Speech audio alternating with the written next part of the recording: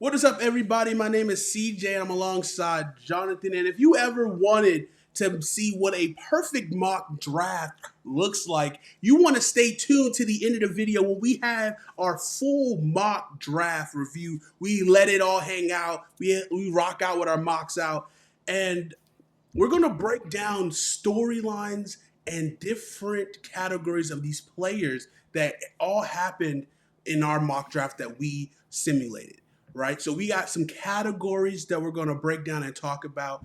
And so we're gonna list off the first couple categories, and I'm gonna let Jonathan tell you what they mean. So we got the Sung Jung Woo soldiers. What does that mean, Jonathan? So the Sung Jinu soldiers are the people who have Arise. Yes! No! up the draft boards and gone earlier than expected.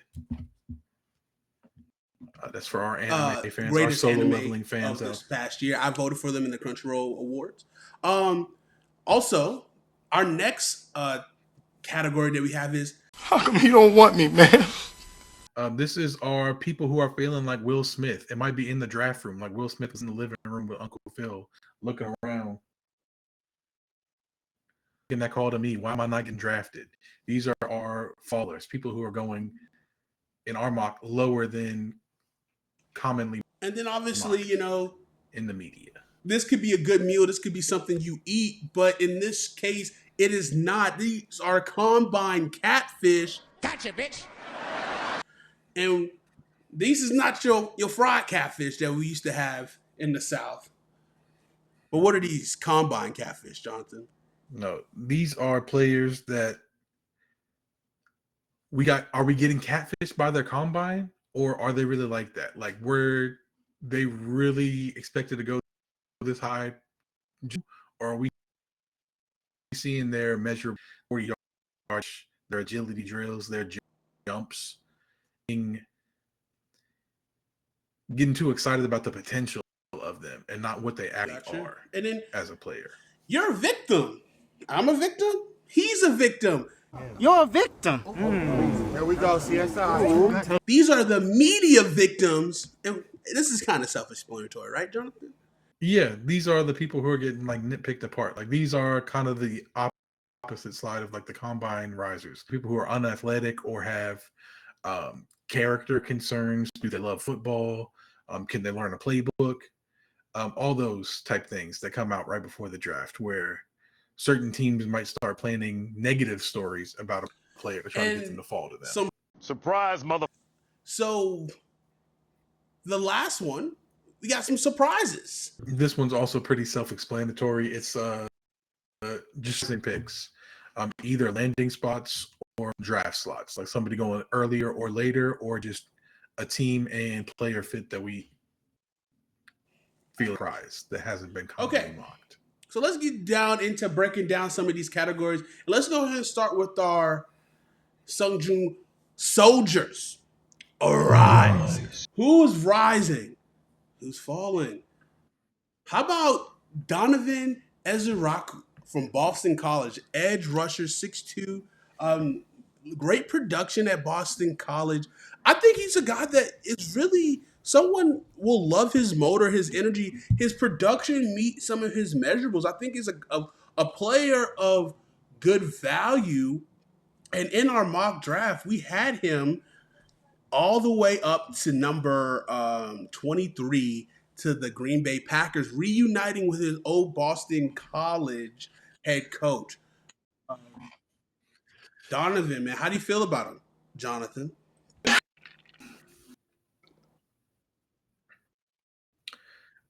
I like Donovan Ezuraku, and I feel like I don't know if this is such a prize for him, too much of a rise. Like, I feel like he's commonly mocked to like the last couple picks of the first round to like early second. Like, a lot of people agree he's like a top 40 pick, but I haven't seen him mocked top 25 very often. So that's why I feel like he's a little bit of a riser here. I agree for us. Our next riser we have on our board is a Walter Nolan from Ole Miss, a defensive tackle who wants to compare his game to Aaron Donald. Obviously, everybody, I think Aaron Donald is the the gold star, the North Star that you, so to speak, of who you want to compare your game to. And we have Walter Nolan picked at 16 to the Arizona Cardinals, and a team that knows exactly what kind of damage Aaron Donald has done to them a couple times a year for the past decade. Walter Nolan could be that for the Arizona Cardinals.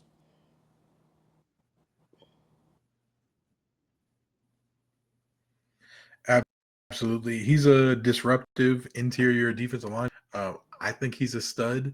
Um, but for some reason, I've been seeing him go like late in the first round. I haven't seen him go this early very much. And I think he's absolutely deserving of being top 16 pick, given his production, his measurables, his athleticism. I think I agree. And one of my very players good I've player. been pounding the table on all draft season, but no one seems to be listening. The media is not listening, but I listen. I see it. I see the tape. And that is Tyler Booker of Alabama. And we have him mocked at number 12 to the Dallas Cowboys. And what a perfect prospect for a Tyler Booker, a guy who's going to be a pro for like next 15 years. To replace Zach Martin, who just retired. I think this is a perfect switch, we got the replacement, and Tyler Booker, strong, physical hands, nasty at the point of attack, and is exactly what the Cowboys need to make sure they're going to protect Dak Prescott, or depending on how you feel, protect Bazooka Joe for this upcoming year. And I think, the Cowboys don't make a lot of splash moves, but this is kind of their lane, and I think Tyler Booker is a perfect Zach Martin replacement. Yeah, I agree. I mean, that's basically what the Cowboys have built their identity off of the last decade or so, is just dominant trench play. Tyron Smith, Travis Frederick, Zach Martin, all those guys are now gone. They were all first round picks. So now they've taken Tyler Smith in the first round. They took Tyler Guyton in the first round. Let's go back to the another first round offensive Tyler lineman. Booker, another Tyler. This could be Trace Tyler. Tyler Booker. Too many Tylers. Too many Tylers. And then you got Booker and BB in the middle center. A lot of alliteration. It would be, but it is also be really good. Like, that'll be a really strong offensive line that you can again find. Obviously, a lot of people are mocking a running back, and they need to address the running back room. But like, hey, how can a running back get exactly? They do, but round one. I don't.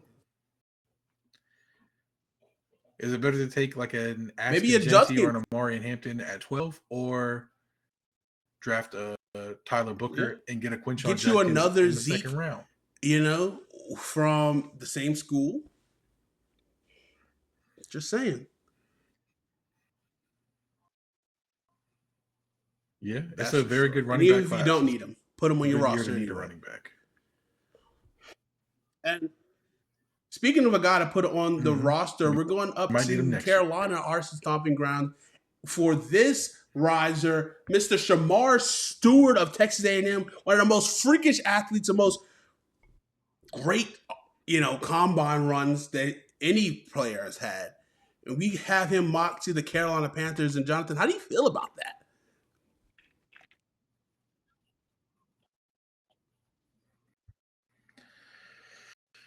I don't like it. Definitely feels early, and that's why he's a riser for us. He's rising up the draft boards. But I could see this happening come draft day because of his measurables and his potential. He reminds me a lot of like a Daniil Hunter, who wasn't that productive in college at LSU, but who had all the potential in the world. Daniil Hunter was a third-round pick. Shamar Stewart being a top 10 is a little bit different, but obviously having the hindsight of seeing like what Daniil Hunter has turned into in the NFL might give a team cojones to pull the trigger on a similar player with similar upside. Hunter is a professional pass rusher. He is outstanding, and he just got paid this offseason. And hopefully that could be the same for Shamar. And our last riser, and maybe the biggest rise we have, Jalon Walker from Georgia to the New York Football Giants at number 3. No tradesies, which could possibly be a big shocker. But this guy, it makes a lot of sense with what happens early in this draft, which a lot of people are kind of expecting. But I think this would be out of the box, really helpful thing for the Giants to do. What do you think?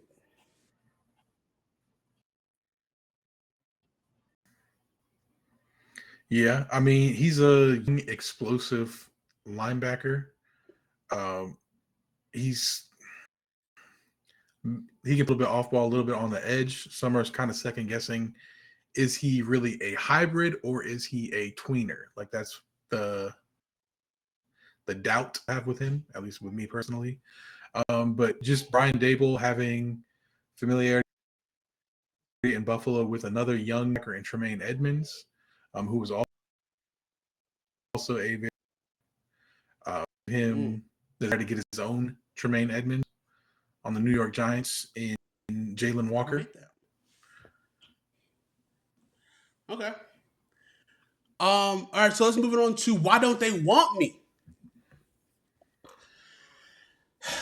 This first one might surprise some people, but we have as one of our fallers a Tyler Warren. I think a lot of people have been falling in love with his athletic freak profile, what he's done, lining up at quarterback, maybe a running back, an H-back, tight end, receiver, all over the board. And maybe people are projecting to go top 5, top 7. But in our mock draft, we have Tyler Warren at 14 to the Indianapolis Colts. To the So what do you Indianapolis think about that, John? Colts. Obviously, I think the great. You said a lot of teams or media analysts are portraying him to be like a top 5, top 7, and we don't personally see that. He can do a lot of things. He can play some H-back. He can line up in the backfield for you, and he can pass. He's just kind of a do-it-all, almost a taste type, but also not really Taysom Hill because he's also a legitimate tight end and very good at it. But so I think he's definitely worth a top 14 pick. We just didn't see the upside for a top 7, top 5 pick like some are. Yes. And speaking of Claiming claiming to be, how about a Tedero McMillan from Arizona? A big old slide. Slide like a kid at a playground. Obviously, 6'4" physical. Everyone loves his frame, but if you're Steve Smith Jr. or Senior, excuse me, you might not quite love his ability and what he does, and even go so far as saying maybe he's being led by the wrong receiver coach at Arizona. And so, which could possibly lead him to being just another guy. Um, and we have Ted McMillan. I have to scroll so far down here to number 20 to the Denver Broncos, which would be a good value there for, or depending on how you feel about it, but another big physical receiver for Bo Nix and company. What do you think about Tedero McMillan?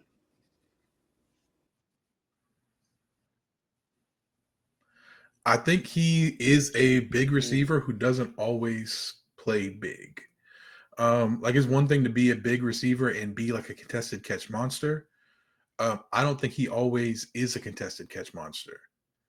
I think he can kind of give up some catches on there. And I don't love his route running. I know Kyle said he's a really good route runner size. I think he's a good route runner for his size, but I personally am not the he is a for sure number 1 X in the NFL. I think his best fit might be as a That's big interesting. slot, a power slot. And that is not worth a top 10 pick, or is it? We shall see. But in our mock, it was not. Money to the Denver Broncos, where he can play outside or inside if get rid of Corey, is reportedly on the trade, but also a big catch radius receiver for Bo Nix to grow with. Okay, so our next our next prospect that we in like 3 have years. here is Mr. Shador Sanders, a mini prime time, some would say. We have him slipping just a little bit further than Ted McMillan to 21 to the Steelers. And a lot of people are starting to mock Shador Sanders to the Steelers. It kind of makes a lot of sense. Obviously, Mike Tomlin doesn't really have a suitable quarterback, unless depending on how you feel about Rudolph and not the reindeer, Mason, that is. It makes a lot of sense for the need for quarterback. But does it make sense for Arthur Smith and what kind of quarterback he wants? Possibly, but I just think Shador and the talent that he has at 21 is a good matchup quote that we have for him in our mock draft. So that's what we have at 21 is Shador Sanders. And possibly he could be slotting even further. It depends on what you want to believe. We will have some chaos. We will have a chaos mock draft coming up soon. Make sure you stick it here on Hate to Pile On for that awesome mock draft that we will have coming out. But yeah, what do you think about Shador Sanders sliding?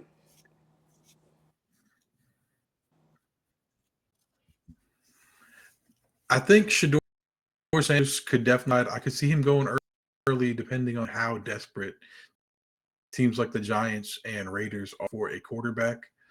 I don't personally think he is a top 10 pick. But I also wouldn't be surprised if a team pulled the trigger on him that early, just because they are that quarterback desperate. Even the team like the Browns at 2, could they go Shador? Could they trade back up into the first for Shador if he starts to slide like this? It just depends on how teams feel, how the top plays out. But here, to the Steelers, I like it. Obviously, I don't know about 2 studs, but they have 2 very good receivers on the outside in DK Metcalf now joining George Pickens. They got some speed in Calvin Austin. So they have a solid pass catching duo there. They got Pat Fryermuth at tight end. So I like Shador's ability to point guard there and get the ball to those guys, especially if they can add a workhorse back in the second round, maybe even third, or if they want to double up and go running back in the third and fourth and catching back a little more than the last year of his deal. They could go big back at third or fourth and catching back in the other if they can't get like a workhorse in the second round. But if Shador and then in the second, that offense is looking much, and Russell Wilson and Najee Harris, in my opinion, in the backfield. Definitely a big improvement. I think Cam that's Scatterbo just feels like a Pittsburgh Steeler to me. He just embodies what, and he can pass catch as well. You good? Ooh, especially because, no disrespect, I love AG. Yeah. Not AG. I'm tripping. Kenneth Gainwell, KG. We shall see. I love him. I want to see him get a chance to be like RB1. Yeah. But do they think they're going to still have to spell him coming up and get more dynamic in that running back? We shall see. Also, we shall see Mikael. I think Williams people wanted him Georgia, to be a big more physical freak of a specimen. He tested his combine. He didn't participate at the combine. A guy whose production great meets his size and productivity. But he's been touted as like this physical freak. But he didn't test like it. Performance in his didn't always play like it either. Now he was playing through an injury this year. Like we'll see if teams think that's what the issue was, and he really is a physical freak who's just playing and testing hurt, or if they think that maybe it was just false reputation, and that's what contributes. For me personally, I think his run defense is incredible, and I could see him having a long career, even if he doesn't offer pass rush upside. And I think if that's probably the case around year, like you're just taking a solid run defender in the first round who can set the edge and give you a little bit of juice. He can get some cleanup sacks, but he's not necessarily a disruptor himself. But if you put him across from somebody like an Aiden Hutchinson, he doesn't necessarily need to be. I think this is a really good landing spot for him. Yeah, I agree. And moving on to kind of a guy that we have falling so far, we couldn't even grab him in the first round. And if you were to listen to others, Matthew Golden has been touted possibly as the our wide receiver one outside of Travis Hunter in this draft, but we just didn't find a home for him. Obviously, testing really well, having a pretty good year this past year for Texas, but not seeing the value of him as a first round receiver. And I think it's very possible he doesn't get drafted in the first round. You could definitely see it. He's a transfer from Houston. It's his first year at Texas. His years at Houston, he put up 584 yards and 7 touchdowns and 400 yards and 6 touchdowns. So just under 1,000 yards and 30 years combined. And then as a junior at Texas, had just under 1,000 yards at 987 and 9 touchdowns. It's not very often you see a first-round receiver with under 2,000 yards for their collegiate career. Yeah. Like Jamar was a top 5 pick. He had 2,000 yards in one season at LSU. So I'm not saying Matthew Golden isn't good. I'm just saying that for analytics, college dominate out, age, all that, Matthew Golden isn't the darling that he is despite his combine metrics. And his film is good, but I never thought he was a first round, well, maybe not first round, but I never thought he was like in the conversation to be wide receiver one, even after his combine. I think that's some combine bias, but a positive spin on it. And I don't see it. So he fell out of our first round. And he sure did. And to just stay on Matthew Golden, he is our first and our combine catfish, right? He was a guy that tested really well, a 4.29, looked great, like great fast 40, but then it's like really you look at it, it's like, but he didn't feel like he played that fast. Maybe he's still unlocking that, but like if you're not showing that yet, like are we saying that Matthew Golden is still on the rise? I hope so, but he just didn't play with that speed. And I did see him retweet someone who said this on Twitter and said I wasn't asked to do that while I was at Texas, right? So with that being said, we just want to make sure that you can play that fast if you were asked to do that at the next level. So we shall see. Also, another combine catfish, Indeed, someone that we're a little worried on, is Nick Emenwari from South Carolina. And South Carolina is a thing or two about catfish. Am I right, Jonathan? Yes, you are, CJ. Nick Emenwari, don't get me wrong, he's a very good player. He's physical. He can make plays in the passing game as well. Like he's not just a in the box safety. He can kind of do it all. But his testing has me worried that some team, maybe the Seahawks as a team or the Raiders as a team who loves these physical height, weight, speed guys, these RAS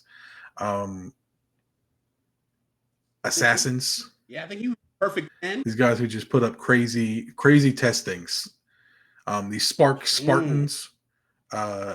Is a team going to fall in love with his RAS card and not his on-field play and draft him earlier than he should go? That's my concern. We didn't have him going in our first round. It wouldn't surprise me if he did sneak into the last couple picks of the first round.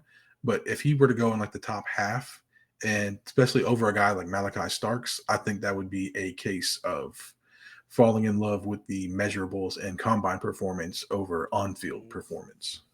I agree.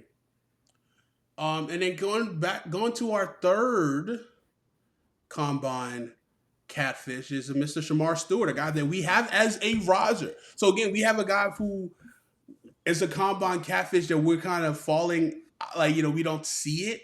But then we have a Shamar Stewart who we have him in the top 10 at 8 with the Carolina Panthers. I mean, obviously a freak. I mean, a freak athletically, and obviously, what is the big asterisk is the production. So, but I think one of the caveats for Shamar Stewart is he was asked to play all over the defensive line and to be inside, play outside, and not be hey, just go after the passer. So he is a very versatile defensive lineman that can have a lot of value and someone that can be highly coveted for anyone to help boost their defensive line going into the next level. Yeah, he's another case. Are you because of your on-field play drafted this high because you had a great combine? And for him, he only has 4.5 career sacks, 12 tackles in 3 seasons. That's not great. So like a great array of pass rush moves on. But what gets him into the top is his combine and the potential, that P word. It gets in trouble. It gets GMs fired.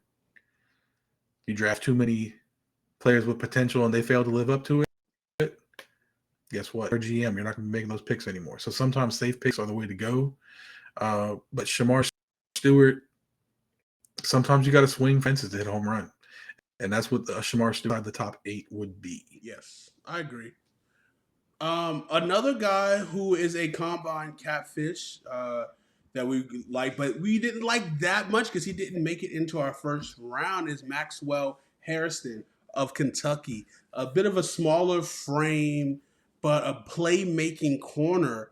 And for me personally, as a Commanders fan, it gives me a little PTSD because he's a little Emmanuel Forbes-esque, which that didn't really work out so great for our Commanders. I hope he rebounds for the LA Rams and hopefully get his fresh start to get himself together. But yeah, a smaller frame. I mean, he's a little shorter than Forbes too. I think he's listed at 5'11", so he's like 5'11", 5'10" corner. But he has again played in the SEC at Kentucky. Is a big playmaking guy, but I just didn't see it for his niche and that value in the first round for him. So we had him sliding out of the first into the second round. He's another guy who I think his combine really not a lot of guys were talking about him before his combine. You want as a corner, like you don't want to be talked about too much because usually as a corner, if you're not getting talked about, you're doing your job. So I think he's definitely at least a second round prospect. I could see him sneaking up into the first, depending on how many corners go ahead of him. If there's a run on corners, I could see him. But I definitely don't think he's one of the top 2 corners. I don't think I wouldn't take him over Travis Hunter for sure. I wouldn't take him over Jahdae Barron. I wouldn't take him over Johnson. Now, after that, if those 3 guys are gone and there's a 4th corner, I wouldn't be surprised if it was a Maxwell Hairston. I wouldn't be surprised if it was a Siobhan Ravel. I think both those guys are in a similar tier together. Different play for sure, but similar tier as prospects. And I wouldn't be surprised if he snuck into the first round, but for us, he did not. Yes.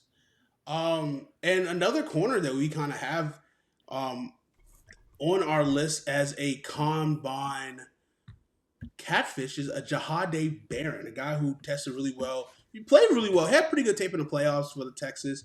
But this kind of is going in the opposite direction where we did have Jahdae Barron in the first round, and we had him in the top 15. We had him going 11 to the San Francisco 49ers. And this is a guy who I think with his ability to play a little bit of safety, play a little play corner, play inside slot, kind of a Mikey Sanders still esque, but it also tested really great at the combine.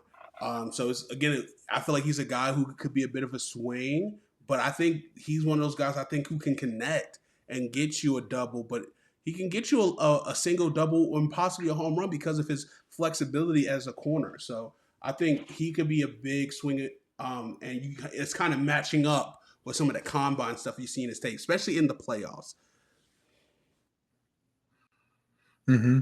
I think you want to talk about baseball, like hitting a single, double, hitting for power. I think he's kind of a five-tool player that we didn't know was a five-tool player. Like, I don't know if he played up to what he tested at, like as far as speed-wise, but the fact that he ran that, his tape at safety, at outside corner, at slot corner, like he can do a lot for you. So he's kind of a five-tool player now that we know he can run as well. Like, we knew he had power, or he could hit. We knew he could field. We knew he could throw. He has speed, so he can run. So now we're finding out he's a five-tool player, and we thought he was only a four-tool player before. So I think for him, the combine definitely got some more hype to him, but I don't think it's unfounded hype. Like, I think we were just too late to begin with. And now let's talk about some victims, some victims, and the media that are victimizing these prospects. And let's start with the number. I mean, when you think media prospects, victims, who do you think of first and foremost? Shador Sanders. Yeah. Prime time. People are mad that he got his number retired by Colorado. That's just more. That's the latest, but people have been going nitpicking at Shador for 2 years now.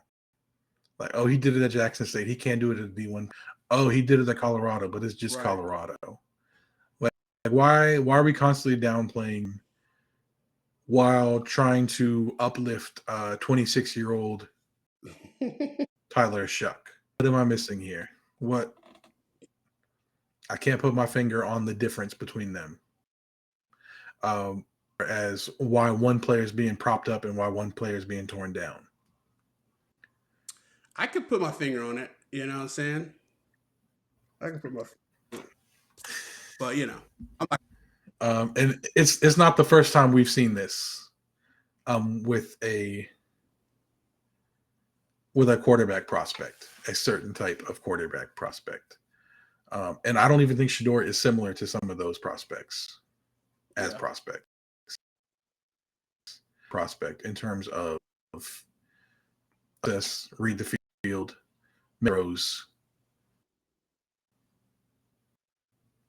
I don't get the hate. Like, if you don't want to say he's not worth, I get it. If you want to say he's not under, I have a little bit more pushback. Well, for you you on can that. like okay, look, you can say, listen, I get it because it's still like I think what it is like it's stereotypes, right? So it's like the stereotype for what Shador should be able to be more athletic, right? Why should Shador be more athletic? Is what people are trying to, you know what I mean? Come on, and then he's more of a traditional quarterback. He does have mobility. He's not an oak tree back there, but it's not, oh, he should be Cam Ward athletic, right? So he's already been compared to him. But then it's like, maybe because he's in our face, he has the change. He's doing something differently than what you think a quarterback should do.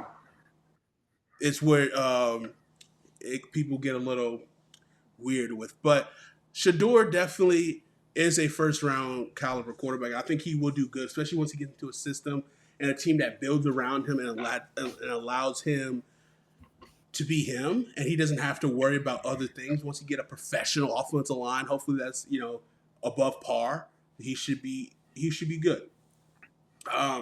Another guy who we thought was going to be dynamic, being a top 5 guy, if it was after his freshman year, sophomore year, is a Luther Burden. Luther Burden is kind of, I thought he was going to be wide receiver 1, in this draft, hands down, but a little bit of a down year.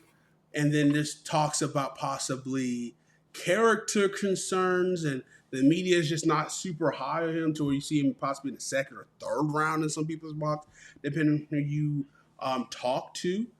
Um, we have Luther Burden going 27 to the Baltimore Ravens, which makes too much sense for their style of receivers that they do like to employ. And I think he's going to be a weapon. And I think he will be a go get it first down guy that Lamar Jackson is desperately needing. And I think that's just it just makes perfect sense. But yeah, I think Luther Burden, I think is going to be way better than what the media is like portraying him to be. I don't know whether it's just because he went to Missouri, it's not a sexy pick, but Luther Burden was dominant. He had a little bit of a down past year, but let's not forget how good he really is and how good he can be. Last year, he had 86 catches for 112 yards and 9 touchdowns. And this year, quarterback played massive steps, and he still put up some catches for 676 yards and 6 touchdowns. So had a less than, didn't put up 10 touchdowns in a season. I get it, not sexy, but if you look at the quarterback play, like you see, he has the fast twitch. Like he's a yak monster. He open DB times. Little Matthew Golden, like he didn't do these things. He wasn't asked to do everything that he will be asked to do at the professional level. So can we say he can't do that, or was he not? As far as him, that's kind of a sign he's a great receiver. Jay Brown reading on the sidelines. Jalen Hurts on the Yeah. If you don't have a little bit of diva in you as a receiver, that's more of a red flag. I want my receivers to have a little bit of diva. Agreed. So for me, a character concern. But for the league, we shall see, because it seems like it is so far. And speaking about character, let's talk about James Pierce Jr. of Tennessee.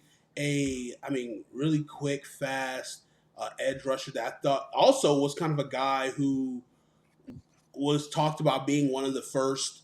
Pierce and Mikael Williams, I kind of was like guys who were like, oh, who are you going to pick for edge 1 or 2?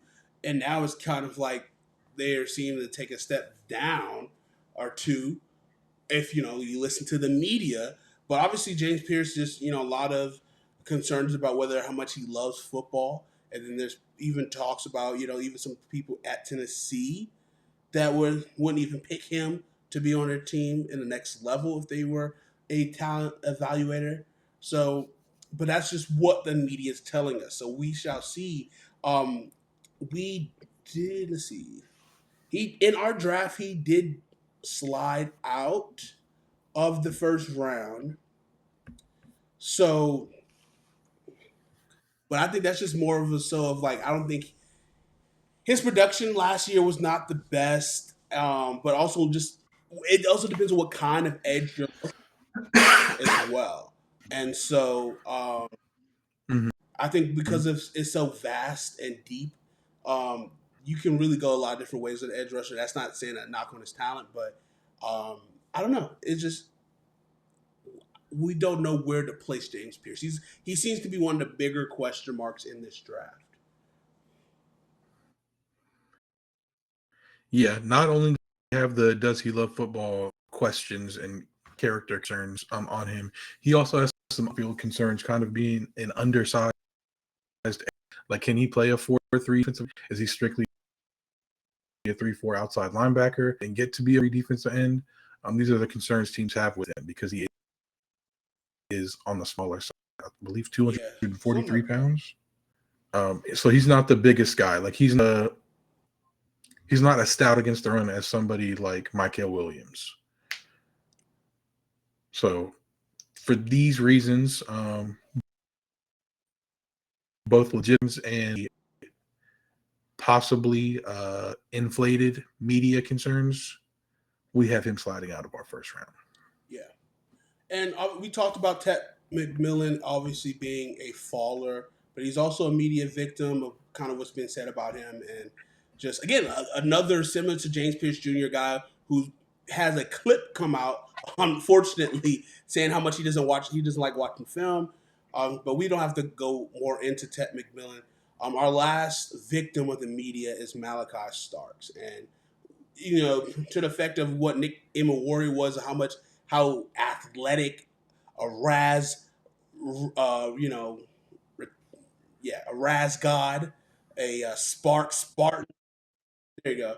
A Raz Sass. But Malachi Starks is just a great football player. And I've seen it with my own eyes multiple times, time in and time in big games. But again, he didn't test the great. He wasn't a great tester.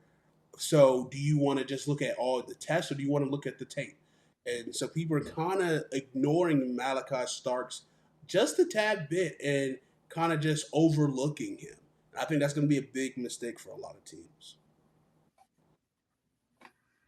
Yeah, I feel like he's a victim of not, like you said, that Spartan like Nick Immanwari was. Like, I feel on field he's a better player, but like I've been seeing some love for Nick Immanwari as the number one safety in this draft, and that with the product that Malik on the field for 3 years. Starting now. As a true freshman at Georgia is not an easy thing to do. Not many have done it. You have to be a really good. Yeah, he started as a corner, right? He didn't even play safety as a freshman, did he? He was a corner as a true freshman. On a team that won the Natty, right? So pretty good. Damn good. And is a playmaking safety who's made incredible interceptions to help us win games. That's crazy. But some surprises. Obviously, we kind of talked about everyone already. Your Jalen Walkers, 3. Your Tyler Bookers, 12. Your Shador Sanders, 21. Your Ted McMillan, 20. But how about this surprise? Omarion Hampton, 29 to the Washington Commanders. Obviously, a lot of people in the Commanders Nation want an edge rusher. They say it's edge no matter what. They lean in defense. But then when you have the prospect of having Omarion Hampton, depending how you feel about him, RB1A, RB1B, RB2, he is an electric running back that will easily be RB1 in a lot of drafts if he just didn't come out with Ashton Genty. A guy who kind of really, because how bad North Carolina was last year, didn't get all the hype, but he still had a damn good year, even though their quarterback got hurt after the first game in quarter 1. I think paired up with Jaden Daniels would be an awesome piece that would propel this offense to another level. Definitely. I really like the pairing there of Omarion Hampton with Jaden Daniels, kind of being the new age Alfred Morris RG3. Hopefully with more longevity this time. But I love the fit there. I think they can be a really explosive backfield. Big explosive. And a guy who can catch out the backfield as well. So he's not just a one-trick pony. All right. Well, there it is. That's our surprises, our media victims, our combine catfish. Why don't you want me, our followers, and our arisers? Now let's look at and let's reveal. If you've been there this whole time, let's reveal our mock draft for 2025. Ooh. Yeah. So, a full 32 here. Let's talk about it. Let's talk about the picks that we haven't talked about already. Cam Ward and Travis Hunter goes 1 and 2 to the Tennessee Titans. Obviously, Travis Hunter piece at Cleveland. Cleveland is such a pivotal spot for this draft. What they could do, they could go Abdul Carter, they could go Travis Hunter, but if They could go they Shador could go Shador as Sanders. well, because that there still is a glaring quarterback need for this team. So, but we I think the draft definitely starts at 2. Like Cam Ward to the Titans is written in stone at this point. agreed. That feels locked in. Travis Hunter to the Browns feels locked in, but also like they have a lot of options. They could trade back. They could go Abdul Carter. They could go quarterback. They could do a lot of things. They could go Ashton Genty here if they want to replace Nick Chubb. There's a lot of things they could do. Could you imagine? Oh my god! We might save that for the chaos. You just sparked my brain of like, whoa. And obviously, a big whoa was Jalen Walker at 3 to the Giants because, again, I just don't see everyone's mocking Abdul Carter to the Giants. I just don't see that. And yes, Jalen Walker is an edge, but he does provide value at multiple positions if you want him to play around. And obviously, a lot of people say Jalen Walker is a Abdul, it's your Micah Parson S type player. Well, go get you a guy like that. And then we got Abdul Carter 4 to the Patriots, Mason Graham 5 to the Jags, which was also kind of interesting because I think the Jags are another pivot point in this first top 10 for how things were. We kind of was leaning a different direction for the Jags. I would not be surprised if they go a little bit unconventional. If Jalen Walker was still on the board, I could see Jalen Walker at 5 to the Jags. I could also see corner or tight end. Like, I don't know. Like, they do, again, similar to the Browns, they can go a lot of different ways outside of quarterback, of course. Unless. But number 6, we got Will Campbell, offensive lineman, possibly not tackle, possibly tackle to the Raiders. A lot has been talked about his arm length and is he really a tackle? Is he a guard? For the Raiders, he could play either. Colton Miller, their left tackle, is currently holding out and wants a new contract. Will Campbell would give them some insurance there, and then once they can get Colton Miller situated and get that resolved, they could play Campbell at right tackle. They could play him at guard. But the best way to start a rebuild is by rebuilding that offensive line. That's why we have him going 6, and then Jets, same thing, going offensive line, building the trenches. They've been investing in that defensive line the last couple of years. So they go to the offensive line this year and last year as well. They have Armand Membu joining Olu Fashanu from last year. He got very Tyron Smith just retired. They have Elijah Vera Tucker, who has played tackle. He's played guard. But if they have Olu Fashanu at left tackle, Armand Membu at right tackle, Elijah Vera Tucker at left guard, that's a very good young offensive line. Agreed. We talked a lot about Shamar Stewart already. His upside, his tantalizing pass production possibilities, getting him drafted by the Panthers at 8. And then at 9, we have the Saints also going trenches to start the new regime, that rebuild. Obviously, again, similar to going through offensive line again, but we could possibly say failed mostly. We'll see what Fuaga does here. Trevor Penning is not it. He's not a guy. No, so this would be another shake at it and to really kind of at least establishing whoever they decide to have that quarterback. Obviously, quarterback is still a very important need for the Saints, but they're also in cap purgatory currently. So we shall see what they decide to do, especially with Derek Carr not being able to be back this year. So will they be willing to go the whole year with the young duo of Jake Hagner and Spencer Rattler. Um, Then at 10, we got Ashton Genty to the Bears. Obviously, that's just trying to round out that offensive playmakers. They got DJ Moore already. They got Romo Dunze last year, Caleb Williams.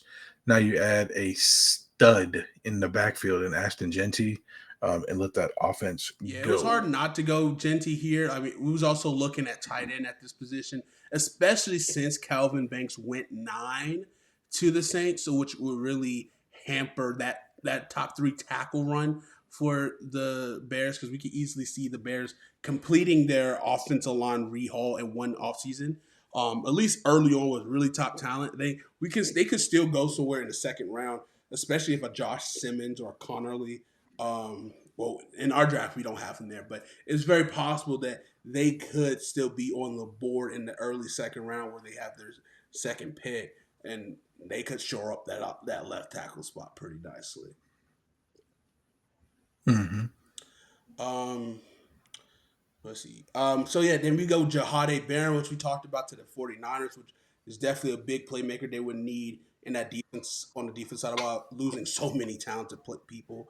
Tyler Booker to the Cowboys. Will Johnson to the Dolphins, which is obviously with the talk of um,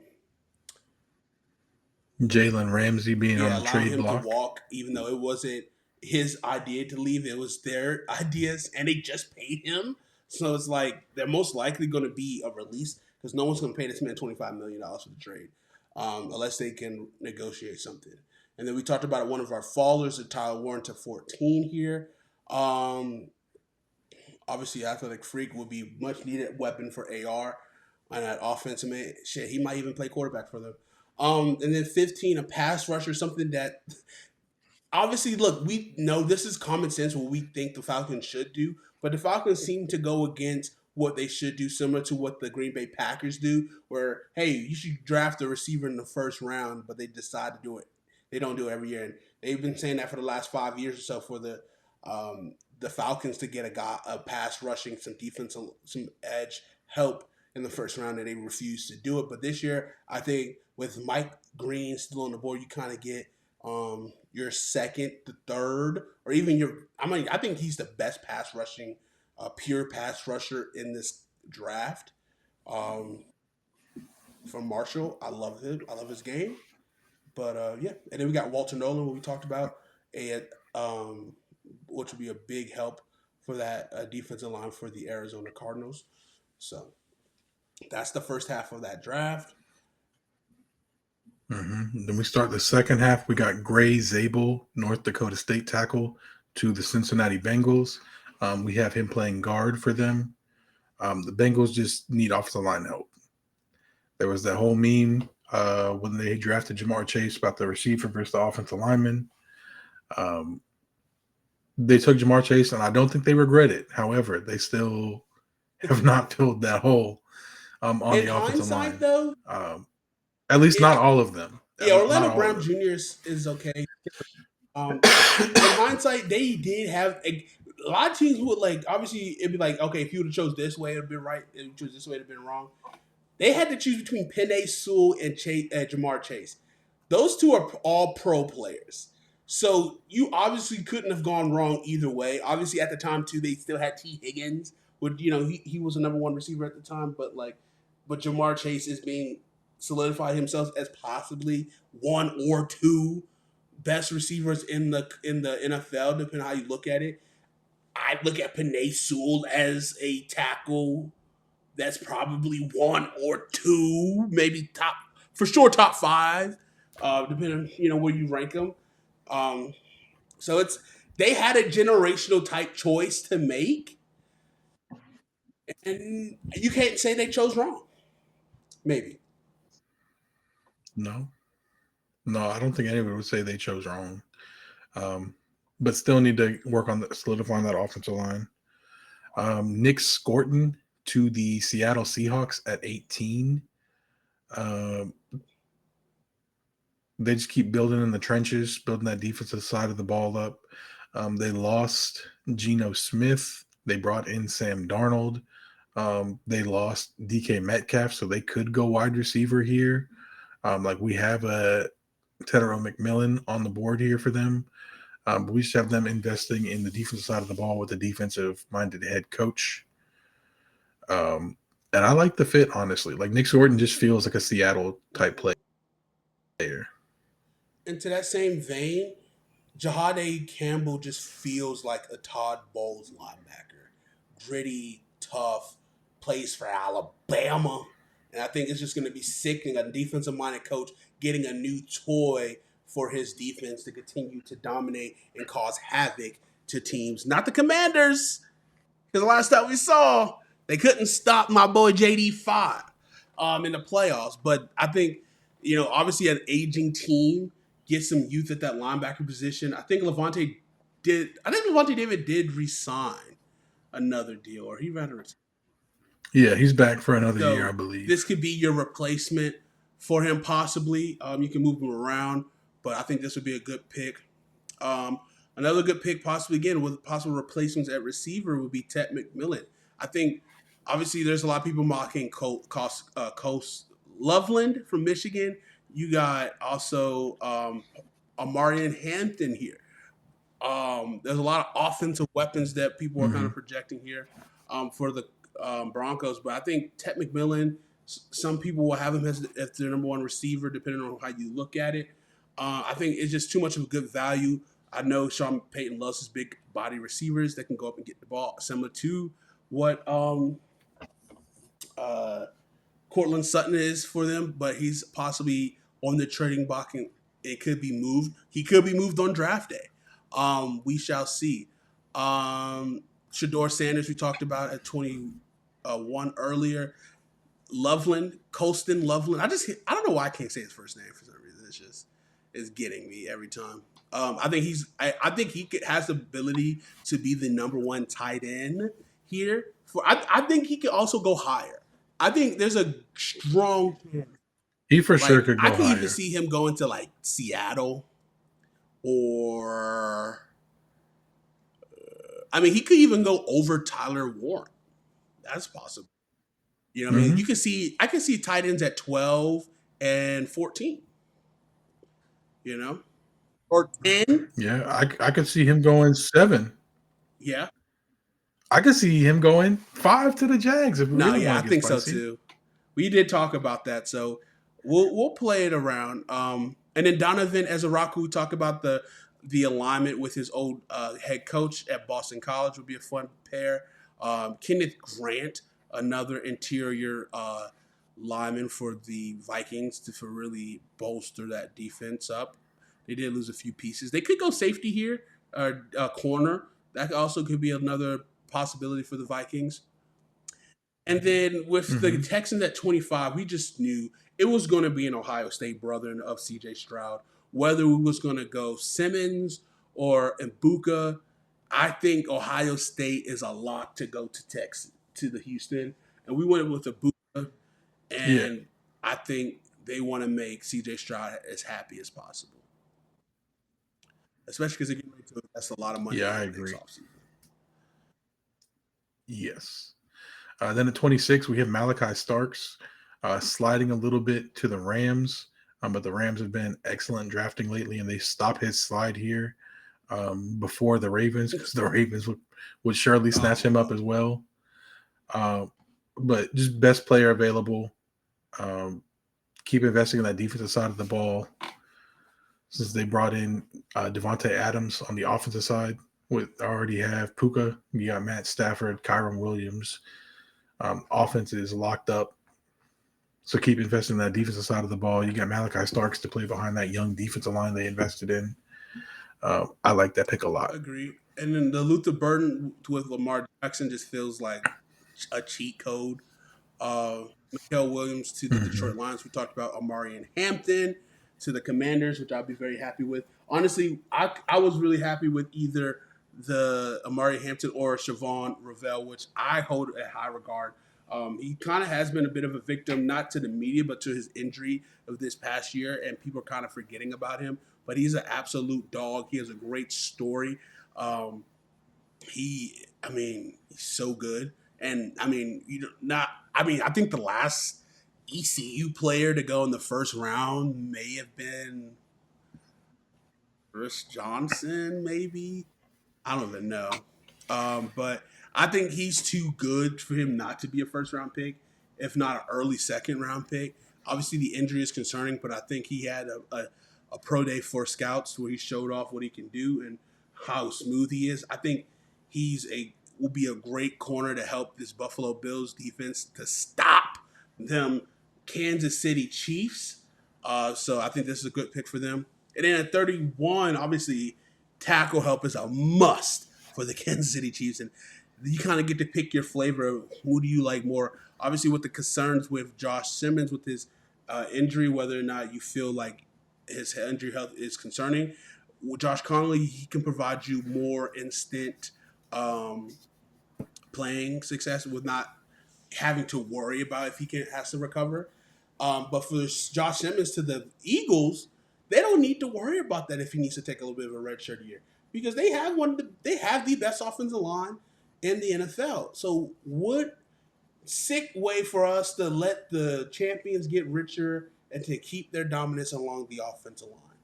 I hate it. I hate it, but that's what makes it a great pick for them. We can see it being something they would do, letting him redshirt a year or two behind Lane Johnson before he retires, and then taking over, and then having Jordan Mailata at left and Josh Simmons at right tackle. That's sickening. Very sickening. This is our official entrant for our precise mock draft. Obviously, this draft is very unpredictable. There's no telling which way this can go, but this is our best guess of what we think could happen. If we want to put our analytical brains on, we have a pretty decent track record for getting picks right. I don't know, man. I just think we went 32 for 32, to be honest with you. I think this has enough surprises, has enough falls. I think this takes into a lot of the storylines. It takes into a lot of what's been out there into consideration. I kind of think we nailed it. I think we did. So make sure you guys are following us on Hate to Pile on TikTok, Twitter, X, Instagram. We'll be posting our live mock. We'll be breaking it. We'll also be reacting to actually how the first round did go. Post-draft. Draft week is the greatest week. Draft day is one of the greatest days. Not for just us who are admirers of the NFL draft, but for the young men who are about to change their lives and change their families' lives forever, getting an opportunity to make more money than they've ever seen in their lives. Well, maybe not now because of the NIL, but to make some really good money in a single day, but not from a single day's worth of work, but from a lifetime of work they've put in to get to the point they're at now. So we're really excited for the draft, and we're excited for our mock, for this precise mock draft that we just went 32 for 32 on. But we also have a little more fun. We'll have a chaotic mock draft that we will put out and we will do just for the storylines, for the plot, the kids like to say. Jonathan, final words. Can't wait till Thursday. Can't wait, baby. Thank you guys for watching this video. We appreciate it. Give it a thumbs up, subscribe, post notifications on great draft content. Rookie Revelation Podcast. Make sure you check it out on all of your favorite podcast platforms and on YouTube. And make sure you say hi to us in the comments and let us know, do you like this mock draft? Do you don't? Do you hate it? It's not going to happen, bucko. It's going to happen. We're 32 for 32. Have a great rest of your day. See you later.